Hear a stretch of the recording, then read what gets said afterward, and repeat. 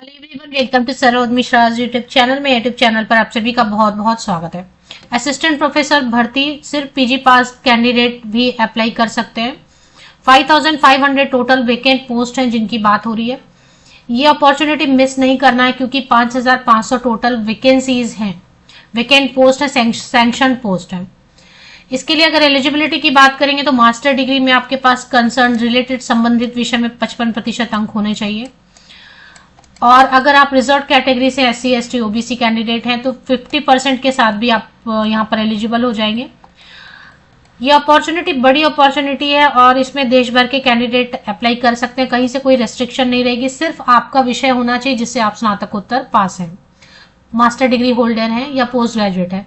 Possible है कि appearing वाले कैंडिडेट या फाइनल ईयर वाले कैंडिडेट को भी अपॉर्चुनिटी मिले। ये जो 5500 पोस्ट है ये पूरे स्टेट को मिलाकर जितने भी सेंट्रल यूनिवर्सिटीज, स्टेट यूनिवर्सिटीज और उनके अंतर्गत आने वाले एफिलिएटेड कॉलेजेस हैं उनमें परमानेंट वैकेंसीज की बात है, स्थायी नौकरी की बात है। Assistant professor, associate professor, professor और कुछ नॉन एकेडमिक पोस्ट। तो ये बड़ी अपॉर्चुनिटी आ रही है। बहुत शॉर्टली आपको इसका नोटिफिकेशन भी देखने को मिलेगा। ये अपॉर्चुनिटी मिस नहीं करना है। किसी भी स्टेट से आप अप्लाई कर पाएंगे।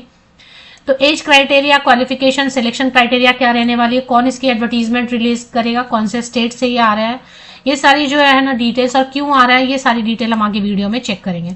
लेकिन अभी आप इतना समझ लें कि बड़ी अपॉर्चुनिटी है और इस अपॉर्चुनिटी को मिस नहीं करना है। एक्चुअली मैटर कहां से आया ये आपको बता दूं। सबसे पहले थोड़ा हो सकता है वक्त लग जाए, लेकिन मैं आपको पूरा एक्सप्लेन कर देती हूँ ये मैटर किधर से आ रहा है।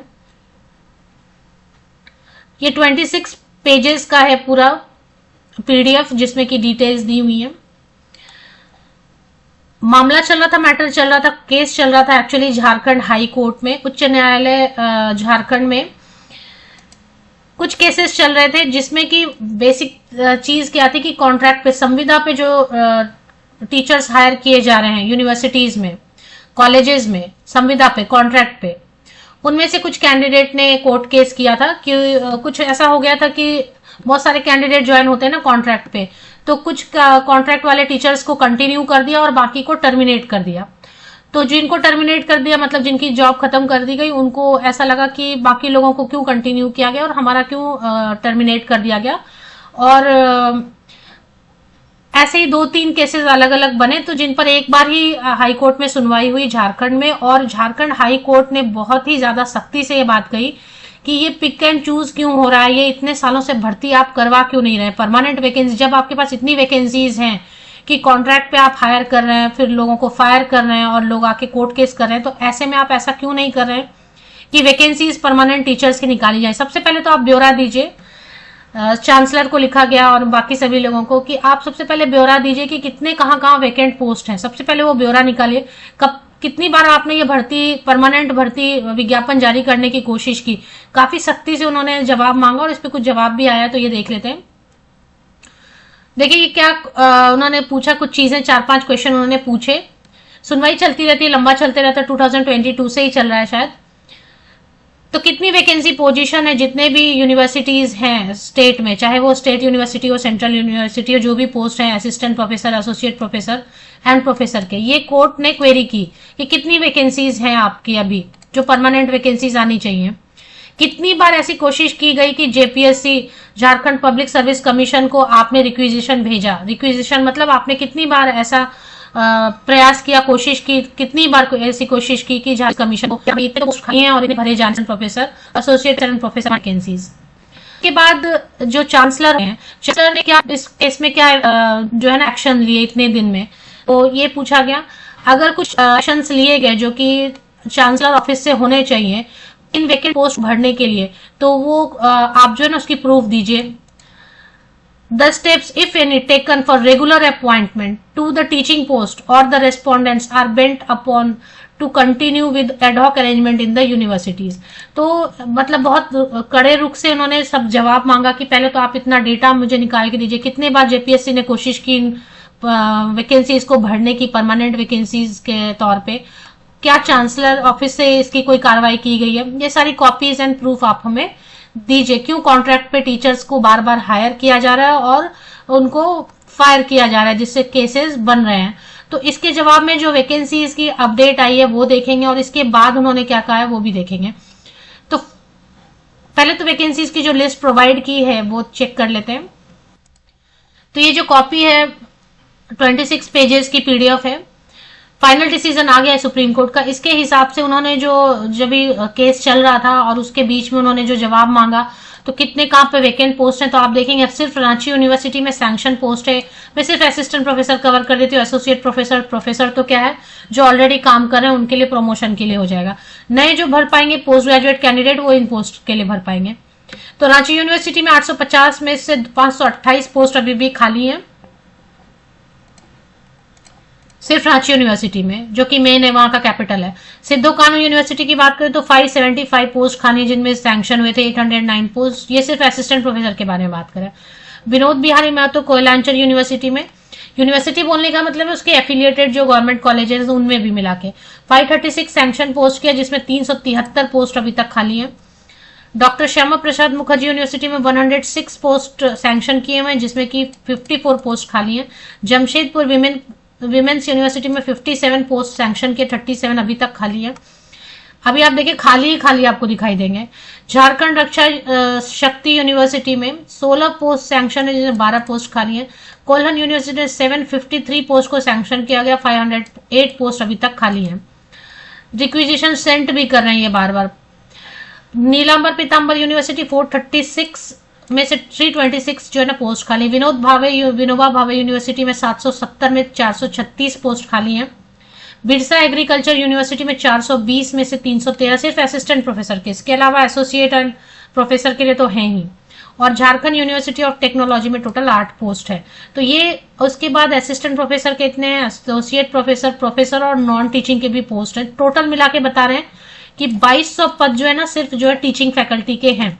अब हाई कोर्ट झारखंड ने क्या निर्देश दिया, क्या ऑर्डर दिया, निर्देश क्या दिया है, ऑर्डर दिया है, वो आपको बताती हूँ। सबसे इंपॉर्टेंट चीज जो देखने को आपको मिलेगी कि ये जो पूरा प्रोसेस हुआ हाई कोर्ट में मामला गया, अच्छा होता है कि मामले हाई कोर्ट में पहुंच जाते हैं, सुप्रीम कोर्ट में तो चीजें जो है साफ साफ आती हैं। तो हाई कोर्ट ऑफ झारखंड ने कहा कि 2006-7 के बाद आपने जेट एग्जाम जो कि स्टेट लेवल पर एलिजिबिलिटी टेस्ट होता है वो कंडक्ट कराया ही नहीं है, जबकि आपके पास इतनी सारी वैकेंसीज अवेलेबल हैं भरने के लिए, परमानेंट वैकेंसीज लाने के लिए, तो भी आपने झारखंड एलिजिबिलिटी टेस्ट 2006 के 7 के बाद कंडक्ट कराया ही नहीं है। तो इसलिए सबसे पहले तो ये करना है कि